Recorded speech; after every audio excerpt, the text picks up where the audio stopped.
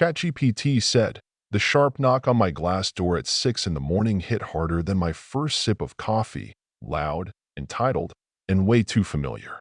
I hadn't even finished stretching when I opened the door, expecting maybe a lost delivery driver or someone selling solar panels. Instead, there she was, Diane Wheeler, HOA president, sashed like she was Miss Congeniality of suburban tyranny, clipboard in hand like it was a sword.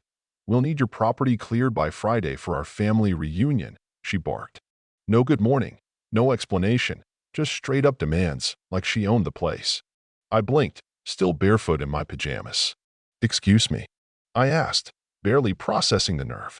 But she was already inside, stepping past me like I was invisible, scanning my living room like a real estate agent sniffing commission.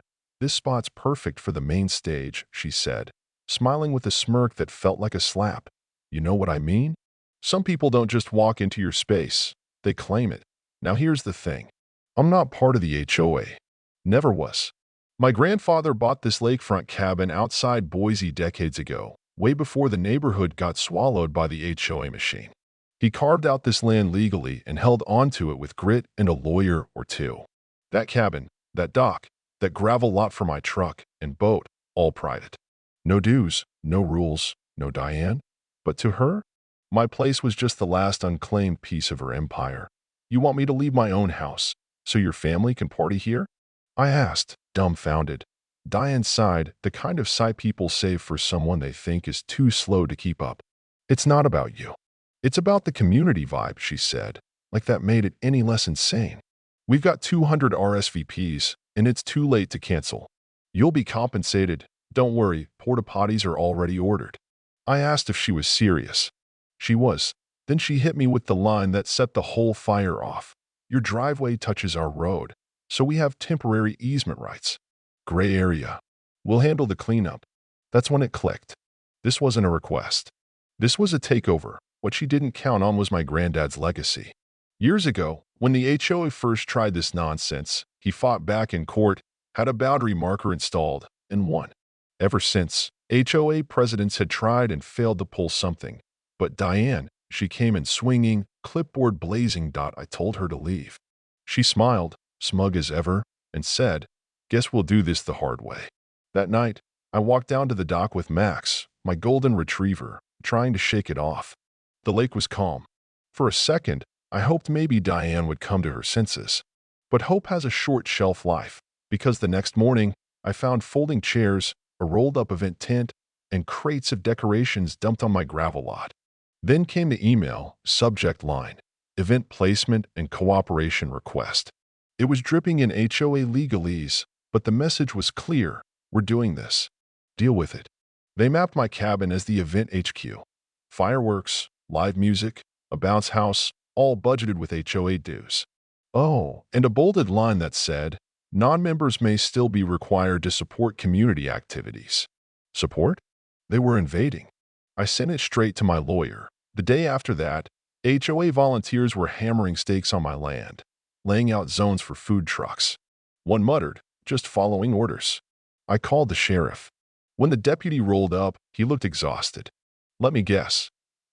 Diane." "Yup," I said. "Show me the deed," he said. "If it's clear, you're good, but move fast." She plays dirty. That hit me. This place isn't just a house. It's where I learned to cast a line, where I split wood with Granddad, where Max curls up by the fire. Diane wanted to erase all that history. For a party.so, I made a decision. The next morning, I was jolted awake by hammering.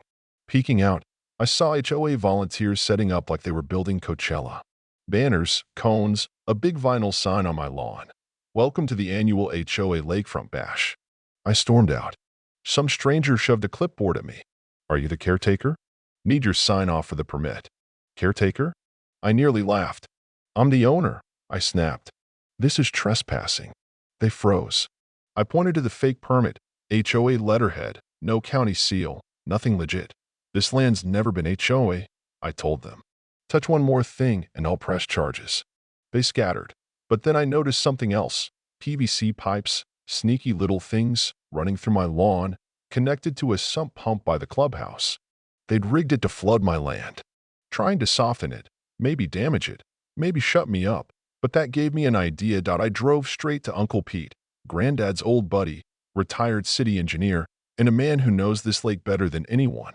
I showed him the photos. He didn't even blink. They screwed up, he said. You've got a flood valve under your east yard, tied to a county overflow system. Still legal. Still works. We hatched a plan. Back home, I found the panel in my shed, dusted it off, and tested the valve. It purred like a sleeping beast. I bought sandbags, tubing, and set up everything to make sure the water stayed off my cabin and right on the HOA's shiny stage. That evening, I watched Diane march down the trail like she was running a Fortune 500 event, Bluetooth headset, clipboard, commanding volunteers, tiki torches, catering trucks, even a security guard who waved at me like I was the help. I just sipped lemonade, let her build her dream. Then morning came. SUVs lined the road. Guests in matching shirts hauled coolers and folding chairs.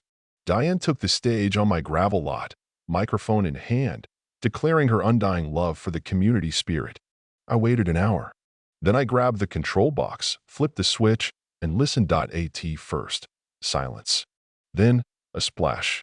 A kid shouted, "Why's the ground wet?" The water spread fast. It soaked the bounce house, warped the tables, collapsed the sandwich station. People started yelling. Diane screamed, pulling at wires, slipping in the mud. "You did this," she shouted at me. I waved.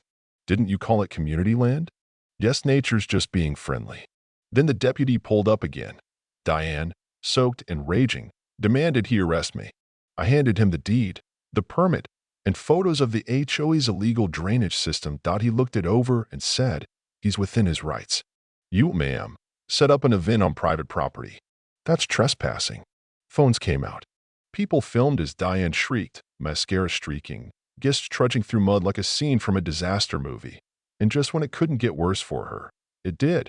Her teenage son, standing in the muck, pulled out his phone and live streamed. "My mom lied," he said. "She faked the permits, forged stuff. Even told them the owner was gone. None of it's true." Diane lunged for the phone. He dodged. Stream cut. That clip went viral in hours. HOA queen drowned by her own son, and the fallout was instant. The HOA board got a petition. 42 signatures. Diane was booted. Then came the audit. Turns out she'd misused funds for decorations, catering, even a rented SUV. She vanished in weeks, house up for sale. Gone. The lake healed. I fixed the lawn, planted trees, added a bench with a plaque. Respect the land. It respects you. Max patrols it like a champ. And now, kids fish again. Neighbors wave. No drama. No Diane. Funny, isn't it? All it took was a little water, a whole lot of nerve, and a reminder that you don't mess with someone who's got history behind their land. So let me ask you this. If someone tried to take your piece of peace, would you go quietly? Or would you turn the floodgates? Drop your take in the comments. Let's talk about justice.